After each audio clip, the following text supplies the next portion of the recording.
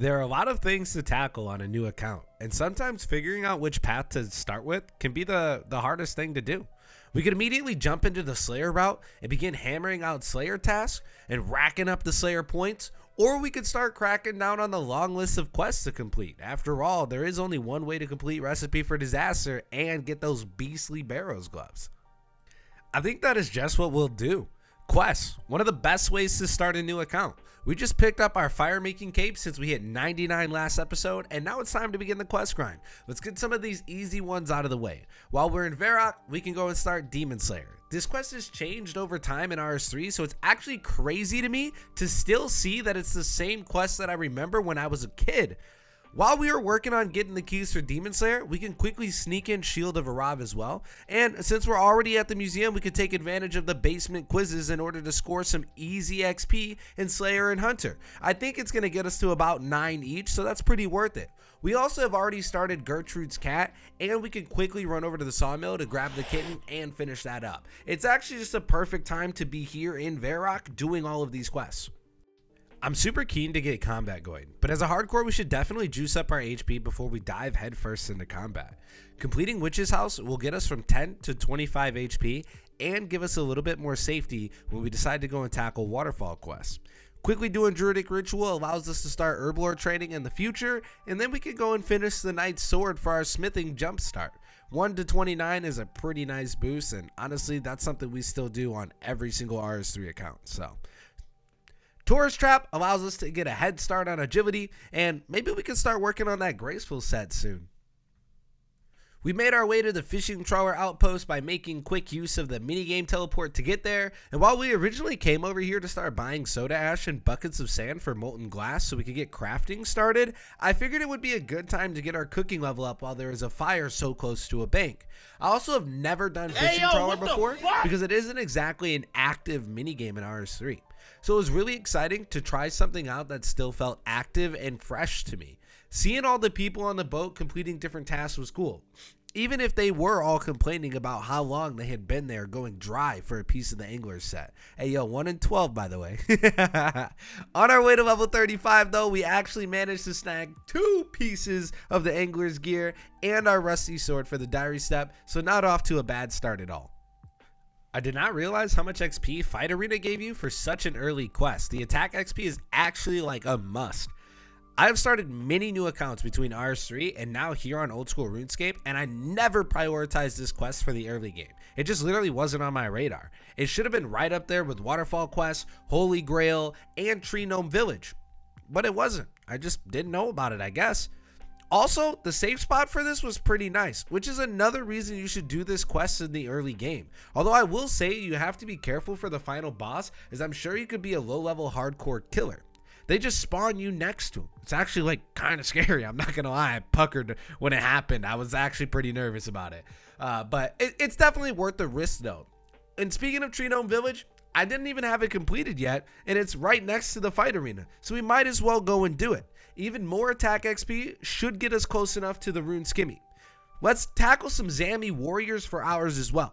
Along 79 kills later, we finally got our Rune Skimmy drop. We can head out of here and continue on our questing spree.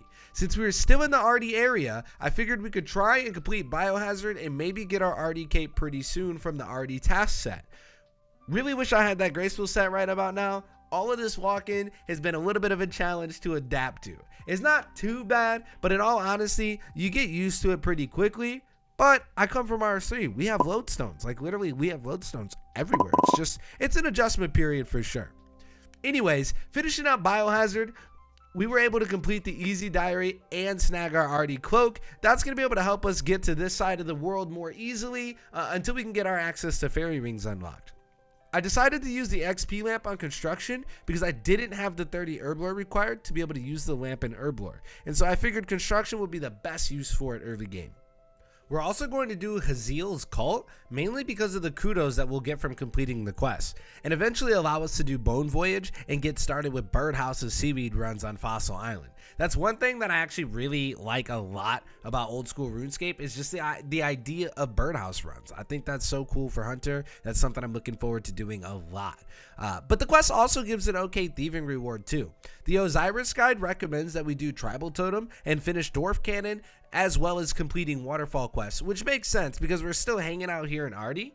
Tons of XP gained from those 3 quests alone, especially Waterfall quests. Such a massive reward every single time, and honestly, it never gets old completing that quest.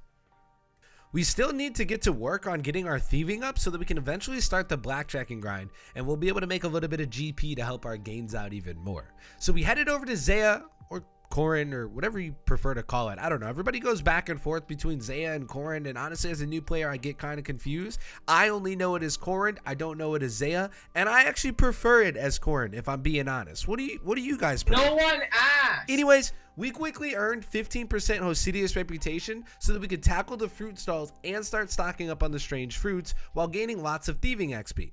The strange fruits are so good. The 30% run energy gain, mwah, chef's kiss. You actually can't beat that. I should sit here all day and collect these, but I probably won't. Nope. Alrighty, we have the thieving level we need. Now we can make our way back over to Arty and get started on the Grand Tree. Damn, random events got me in the middle of the Grand Tree. But my nostalgia, it's hitting, and I can't pass up these right now. I don't know why they ever got rid of these in RS3. I still love them to this day. So honestly, when I get them, I kind of do them. It just brings me back. After a little bit of flinching action, we take down the Black Demon, and I had to search every single last set of roots and under that damn tree to find this Daconia rock. But we finished the quest, and that nightmare is over. Just a mammoth amount of XP for completing that quest, and it's super worth it.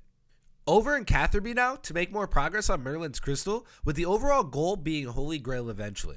While we are near Sears Village, we can start and finish Murder Mystery 2. Should be super quick and easy. And since fishing contest is on this side and I still need more fishing XP, we might as well tackle that too. Moving over to Falador, we could tackle Doric's quest and finish up the Black Knight's Fortress. Another nostalgic quest. It really brought back memories seeing this quest remain the same as when I was a child. Another one that has been updated in RS3 that just isn't the same anymore.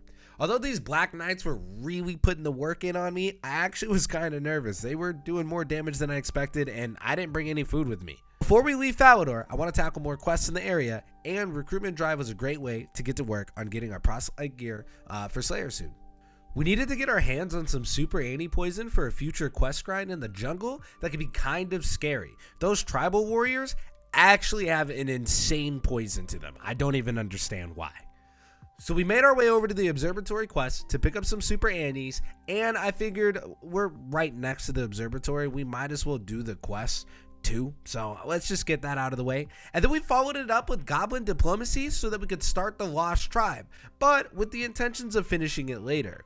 Completing Dig Site gave us a chunk of mining XP and even a nice boost to our Herblore levels as well, wrapping that up at 33 mining and 17 Herblore. Now that we are on Karamja, we are set up and ready to go. We can tackle Jungle Potion to give us access to Shiloh Village. Before we start Shiloh Village though, I stopped to get some Kerambwanji for the pet cat grind. Fun! Let's raise 10 cats, they said. 200 death runes each, they said. 3 hours a cat, man. It's actually insane. I cannot believe I'm doing this. I hated this in RS3, and we only had to do 1 cat for a couple of quests. Now here I am doing 10, and then I have to do another one for myself. Fun. Anyways, on to Shiloh Village. Once we complete Shiloh, we could juice our fishing XP up pretty high and even get some fatty cooking XP through banking the raw salmon and the trout while raising cats, I suppose. After finishing Shiloh Village, I decided a great way to wrap things up would be to finish Merlin's Crystal and complete the Lost Tribe that we got started on earlier today. We went through so many quests, but we still have so much work to do. We've really begun to build the foundations of our account, and before we know it, we will be full-fledged PVMers stacked in all of the gear, barring our RNG allows us to be. I am a spoon though, so I guess we'll see what happens. Whether or not we do that as hardcores is a different story. I guess we'll find out in the future if we're going to have any lives left. Nice one, Ushio. Until next time, thank you so much for watching, and I'll see you guys in the next episode.